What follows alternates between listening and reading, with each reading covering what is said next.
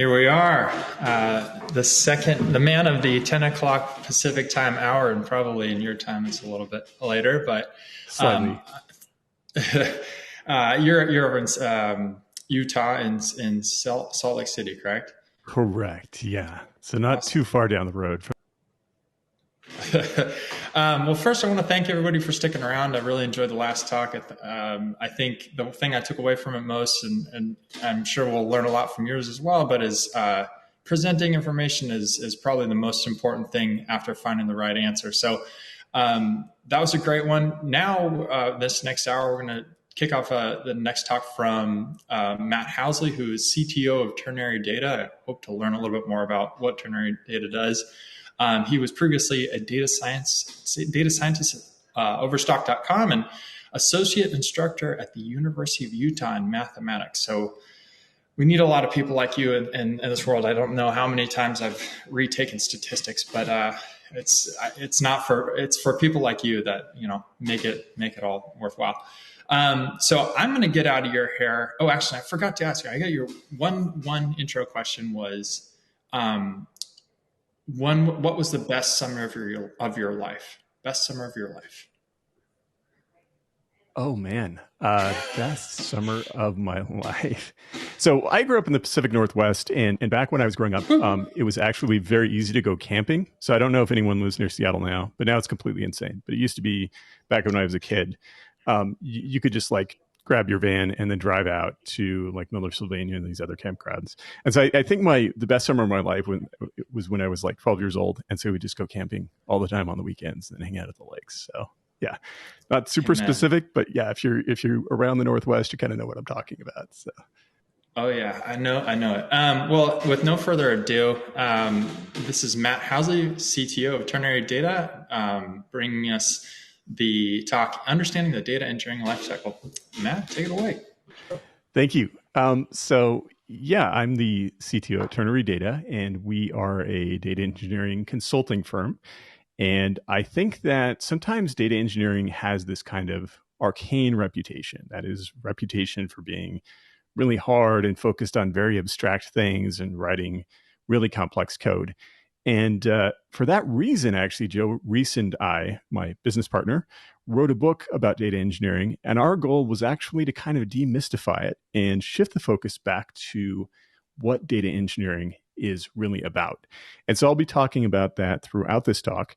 And so hopefully, whether you're an individual contributor on the analytics side, or even an individual contributor on the engineering side, or a manager of teams, a CTO, there will be something for you of value in this talk in terms of understanding how data engineering can contribute to your work and how you can better collaborate with data engineers. And I would like to thank the organizers of the conference. It's really great to be here, especially Parker Rogers brought me into this, and it's really exciting to be speaking to you guys today. Okay, so the conference says specifically no sales pitches. I'll try not to be too sales pitchy here, but I will mention that we wrote this book about this problem of data engineering and understanding it. And I'm here to give you a sales pitch on these ideas. And if the ideas turn out to be interesting, there's more in the book. That's what I'll say about that. So who are we? So let me talk about my background a bit and how it informs the way I handle things now and the way I approach consulting, training, and creation of materials and writing as well. So my background is in academia, actually. So I have a PhD in mathematics. I worked on kind of arcane problems in what's called representation theory, which is an obscure area of mathematics that's kind of remotely related to physics. And so very, very far on the technical side. And then I taught math for a long time. And then eventually I got into the data science space. And so these days I'm interested in communicating, in teaching, and in sort of demystifying both data science and data engineering, generally from a data engineering perspective at the moment. Joe Reis, my business partner, calls himself a recovering data scientist. In fact, we both use that moniker. And it's kind of tongue in cheek, but it's meant to reference the idea that for a long time, data science was treated as this mystical thing that could solve all your problems. And many people discovered that that wasn't true. Data science is awesome, but you need some more ingredients to actually make it work. And so both Joe Reis and I ended up in the data engineering space as a result of this problem, trying to solve data science problems and machine learning problems and even analytics problems through better data engineering and better communication. And I started to allude a bit to why you should care, regardless of your role. By better understanding data engineering, you can become a better collaborator, whichever side of the divide you're on, whether you're working from the engineering perspective, from the machine learning perspective, from the analytics perspective. Data engineering is kind of a hub, and many things revolve around it. And so if you can become a better communicator as a stakeholder in terms of what you need, or as an engineer with the stakeholders, you'll be way, way better at your job and be more successful in delivering results. So I want to come back to this fundamental question to start everything off. What is an engineer? And I think in the tech industry, we've turned this into something very arcane because we're excited about technology. When Google started publishing papers about their algorithms and about big data and things, people like me, nerds like me, were super excited. Like, this is awesome. I can now process petabytes of data. But somewhere along the way in the tech industry, I think we lost sight of what an engineer actually is. What is an engineer? Well, regardless of what type of engineering you're doing, whether it's to do with the internet or data or airplanes, or in this case, this is the original Watt steam engine, engineering is about delivering results. And so, for example, if I'm an engineer on passenger aircraft, I might define an aircraft engineer as someone who designs aircraft that can move passengers from two destinations safely, efficiently, and economically. Okay. And so I think for the purposes of this talk, what I want to reorient is that engineering is about results. And so this is my quick definition of, in general, what an engineer is. Oops, get back to my other screen so I can actually change the slide. Engineers use technology to deliver practical results. So I, as a data engineer, that's what I should be focused on. And so that means that technology is important to my job. It's important that I'm highly proficient in whatever technologies I've adopted. But more important is to focus on the results that I'm meant to deliver. And so if I'm just sitting in the basement playing with fun technology, sometimes this is called like resume-driven development, that doesn't help the business. It doesn't help my employer. It doesn't help my customers. It doesn't help my career. And so fundamentally, that's supposed to be my job. And that's the key to communication between engineers and other stakeholders, is understand this key fact. Again, high technical competence, but linking that to business outcomes. Okay, and so here, in that vein, in terms of thinking about outcomes and thinking about getting results, let's define specifically what a data engineer is. There are a bunch of different definitions. If you look across literature, if you look in blog posts, you'll see things like this. So data engineering is the science of collecting and validating information such that data scientists can use it. Data engineering is all about the movement, manipulation, and management of data. For a long time, when I got into the industry, people kind of defined data engineers as people who used Hadoop back then. And then later it was like people who used Spark. But those definitions don't, again, quite get to the heart of the subject because they're very technology focused. And we need to use technology as a foundation for building results. And so this is a condensed version of the definition that Joe and I have in our book. So I don't want to give the whole long definition, but this is like kind of condensing it down into its essentials. And that is, data engineers develop and support systems that take in raw data and produce high quality, consistent information that supports downstream use cases. And so downstream use cases can be things like reverse ETL, so feeding data back into an ads platform in order to target the customers that are going to be interested in our product. It can be operational analytics, which is the central focus of this conference. It can be business analytics, machine learning, data science. All of these different use cases, the goal of data engineers is to take raw, often very messy, complex data and turn it into a useful product that other teams can make use of.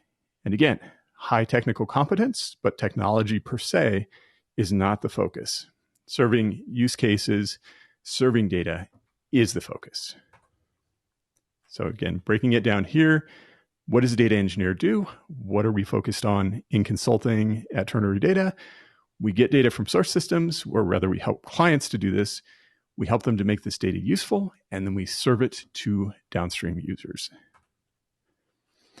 A few years back, in this vein, this is a very good article to be aware of, whether you're in data engineering or data science or business analytics or operational analytics. Monica Rogati, who's a data scientist, was aware of this issue and thought that it needed more attention. And so she came up with this concept of the data science hierarchy of needs, or AI hierarchy of needs. But again, even though we're talking about data science and AI, this applies to all uses of data. And it's the idea that just because I'm an analyst and I'm excited about data, that doesn't mean I'm going to be able to deliver results unless I can solve these fundamental problems that underpin the exciting work I'm able to do. And we think of this at the top as being like the prestige part of data. Everyone wants to be able to deliver a really awesome dashboard, or deliver a speech model that can transcribe speech, or deliver live operational analytics dashboards that can give engineers situational awareness. But to do that, you have to have all these pieces underneath. And what's critical as well, which I'll emphasize over and over again in this talk, is that you have to have communications between these different layers. Because even if you have the lower layers, even if you have really good engineers working in the basement, if they're not communicating with the people working on these parts up here, then you're not going to be seeing successful delivery. How did we get to where we are right now in data engineering? So I'm going to give you a very quick history lesson. I don't want to waste too much time on this because I'm mostly interested in what's going on right now. But the history is, if you go back to the 1980s through the 2000s, things in data kind of stayed static. You had Oracle really push relational databases, and you had a lot of job roles that developed to serve data out of these systems. And then in the it was actually the early 2000s and 2010s, we had these really exciting developments in what at the time was called big data. The term big data is sort of falling by the wayside because in some sense, most systems can now handle big data. But at the time, like Hadoop and Google File System and other things were super, super exciting. The problem with this era is that we got very, very focused on technology. And in some companies, I think that actually worked. I think if you were inside Google or Amazon, they knew how to sort of connect the dots between technology and business value. But in some other organizations, including some I worked in and some I've consulted with, data scientists and big data engineers were hired to do a job, which was to serve the business, and people got very excited. But then there was such a focus on technology that we weren't delivering value, and there was a lot of frustration. And so I'm hoping that now in the 2020s, we've shifted our perspective.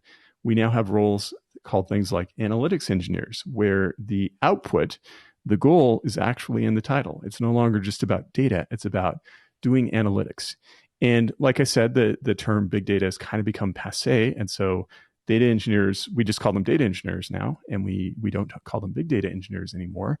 And hopefully there's this gradual focus into value. And then ML engineers as well, who work with data engineers to deliver specific value in ML applications. Okay, so to encode some of this information, Joe Reis and I came up with this concept of the data engineering lifecycle. And the backstory on this is that we started working with O'Reilly and wanted to write a book about the fundamentals of data engineering. No one had written this book before, and there was a good reason for that. You look at the topic and it looks so vast that it looks completely impossible. Now, what I will say is that before we wrote this book, there were many, many great books on aspects of data engineering. Like you could find an incredible guide on using Spark to solve data engineering problems, although mostly focused on the technology side. You could find great guides on SQL. You could find great guides on Apache Storm, any number of technologies. And there were also books like Designing Data-Intensive Applications, which, by the way, I highly recommend for anyone who's interested in data engineering, which is about like the problems of data scale at Silicon Valley companies and how they were solved. But Joe and I talked to O'Reilly about this concept, and what we eventually decided is that the way to write this book was to actually zoom way out and to exclude a lot of information from our book, specifically to not focus as much on the technology. There's a lot about technology here. There's less on individual technologies, but to focus on these big ideas of how data flows, how data moves, and then as a complement, working data engineers can choose technologies to slot into this life cycle. And so when they decide, hey, Snowflake or Spark is the right technology, they can then slot this in and use that as their tool within this framework. Okay, so let me talk just real quickly about the framework and how we came up with this. First of all, we want to give a lot of credit to the data community. We synthesized ideas. We certainly didn't invent most of these ideas. We got inspiration from Google and a number of other places about what a data engineering lifecycle might look like. And the place where this starts is with data generation. So data gets generated in source systems, in various platforms. It gets created.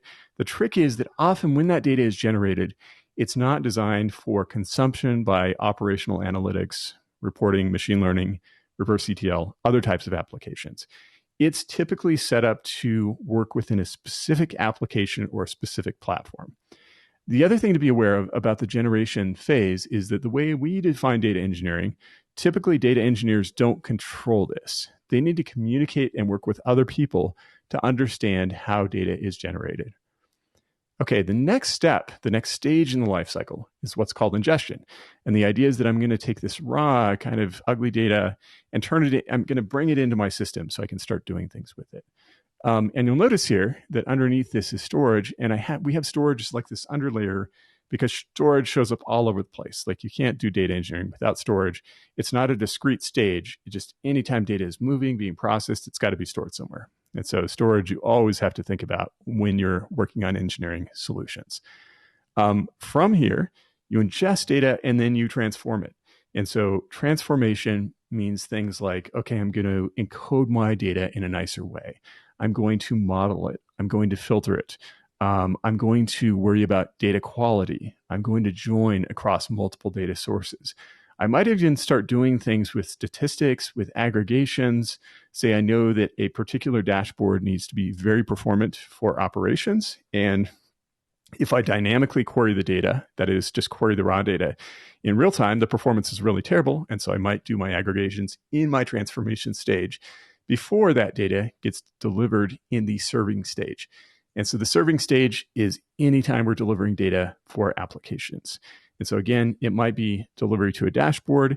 It might be delivery to a data science team. It might be delivery to business intelligence users. All of that is serving data. The other thing that Joe and I came up with, at some point we realized that there were a lot of big concepts in data engineering that kind of cut across all the parts of the life cycle the data engineers need to think about all the time. And so those were what we called the undercurrents. And so based on time, I'm not going to go super deep on these, but maybe we can talk about some of them in the Q&A. And of course, they're in the book if anyone is interested in reading it. But first one, security. And this applies to analysts and everyone else too. You have to have security everywhere you're working with data because it's a matter of trust. It's a matter of ethics, right? We have to protect the data of our employers, of our customers. We have to keep private data private. We need to respect financial data. So security has to be top of mind always. Data management, this is things like data governance, keeping track of your data, maintaining its quality. Data ops is the idea that you take concepts from DevOps and apply them to data engineering. Data architecture is building systems and processes. So it's not just about individual technologies. It's about the big picture of how data gets processed and how it flows through systems. Orchestration is the process of coordinating all of these moving parts. And so that means that if I'm doing batch processing as data moves from the beginning to the end of the cycle, numerous steps have to happen. And often I'm combining multiple data sets. And so orchestration manages all those moving parts and makes sure that they're properly coordinated. And then everywhere you look in data engineering, software engineering is a really critical skill. In other words, quite often I have to write software in my day-to-day job as a data engineer to accomplish my goals. Okay, I want to talk about a couple of key challenges. And these challenges should be of interest both on the engineering side and on the analytics, business intelligence side. Wherever you're working with data, these big challenges should be top of mind as you're thinking about how you collaborate with data engineers. Okay, so number one, I've emphasized over and over again, so much that it's a cliche, and we emphasize this all the time in business, but it's absolutely true. Number one concern in contemporary data engineering is communication. And again, that means that we need communication bidirectionally between data engineers and stakeholders to make sure that data engineers are delivering the right things and not just focusing on technology. I also mentioned the challenges of generation and source systems. That's another critical area of communication where data engineers need to constantly communicate with app developers, platform experts, everyone who's generating data. They need to communicate to make sure that they understand what that data is before they try to turn it into a useful product. And then the second huge challenge is understanding data problems holistically. And again, what I mean here is that in our field of data engineering, there's a real focus on technology, but we need to think about the big picture and the whole life cycle and where data starts and where it ends up, how it flows through, how we maintain the quality as it flows through those pipes. That's what the holistic view of data is. And I'm going to skip. Okay. So again, holistic view of data. Think in terms of the data engineering lifecycle, which again, we cover in more depth in our book. And I'll stop it right here. But yeah, I'm Matt Housley, and Joe Reis is my business partner and co-author. And it's been fantastic working with him and writing this book. And we hope people will find some value in it. And I will stop there. That was awesome. I think there's a massive round of applause going on across the world right now that unfortunately we can't hear. But Matthew, virtual conferences. Yeah. No, this is amazing, man. I really, if you just follow data engineering on Medium, you're going to hear like this vast, wild kind of flurry of different information. This is the most succinct, like focused and complete explanation. So I really, really appreciate that. I'm sure everybody else does too. We have been taking a poll, which every answer on here sounds incredibly painful. The question on the poll is, how long did Matthew Housley write his book, Fundamentals of Data Engineering, which I guess after you've watched this, you probably know that you should read over and over. So let's do the questions, allow people to answer the poll real quick, and then I'll let you divulge the answer to this one. But awesome. We have a few questions here. This is a very, we'll leave the very specific one last. The first one, I guess, is, are you going to share the presentation? Of course, we'll share the presentation. You will also share the presentation to all your fans on social media. And how should they follow you on social media? So I'm on LinkedIn quite a bit. So it's, okay. I think it's at Housley Matthew, or I can just put a link to my profile in here. Is that the easiest way to share? Yeah, totally. Okay. So that's a good one. And I just found you by just typing Matt Housley today, so it wasn't too hard. Yeah, that'll work. And then my rather pretentious LinkedIn handle, which I apologize for, but not really, is at Dr. Housley. And so I've got, my Twitter handle is at Dr. Housley. I'm not on Twitter as much as I aspire to be, but I think I'll probably be on there more in the coming years and participating in the conversation a bit more. So awesome. No shame. No shame on that. I had a question here. I actually got to vote for it. Which undercurrent is the most underappreciated compared to its importance? Oh, interesting. Okay. So it depends on whom you're asking. How about that? I'm going to say that. So I think that if you ask business analysts and ML engineers and others, they probably appreciate the fact that you ingest data, you transform it, and then you serve it. From that side, it tends to be storage, right? Storage seems very boring, but it's very, very important to engineer appropriate storage solutions. And often that means in a cloud environment, just choosing the appropriate storage solution. But one of the most common themes of my consulting with Joe and our company is that people just choose the wrong database, the wrong storage solution. I would say from the engineering side, if people are are hyper technology focused and maybe not communicating as well as they could be, then it's the serving that gets underappreciated. That's the part that people need to focus on more. All right. Sorry, I was listening to the green room, so I missed a little bit of that. We have a really important question here. I think that ties in nicely to your. We have one minute left here. How does the concept of the data engineering lifecycle fit into the concept of a data pipeline? Is it just the same thing, or is it nuanced difference there? How would you distinguish it?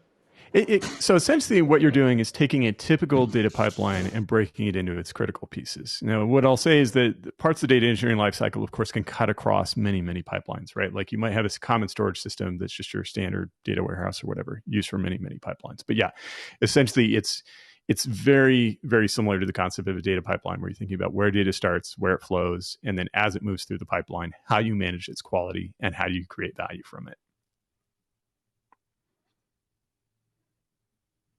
Awesome. And we have 34 seconds left here. So, Matt, what's the big answer? The question was, how many months did it take you to write this massive coverage book? What was the answer here? It's roughly 18 months. So we started in it's kind of crazy to even think about this, but we started in late 2020, and then it was digitally published in June of 2022. So it was a long process, especially while juggling. Yeah. Yeah. And plus it was 2 years. So it's like 36 months, man. That's yeah. It was like smoking 2 packs a day, but we made it through. So here we are. Well, I'm glad you made it. I appreciate for you sacrificing your lungs and your time for it. Right. Go pick up the. Oh, sorry, go on. I'll add one more thing as far as where to follow me. We also have what's called the Ternary Data newsletter. If you go to our website, ternarydata.com, and I'll have another article up there today too. So. Fantastic. Yeah. Well, awesome. Thanks, Matthew, for joining today. And next up, I guess we have Jessica Cherney going to enlighten us about lessons from the trenches, advice for data folks early in their analytics career. So we're going to have a brief break and stay tuned for that.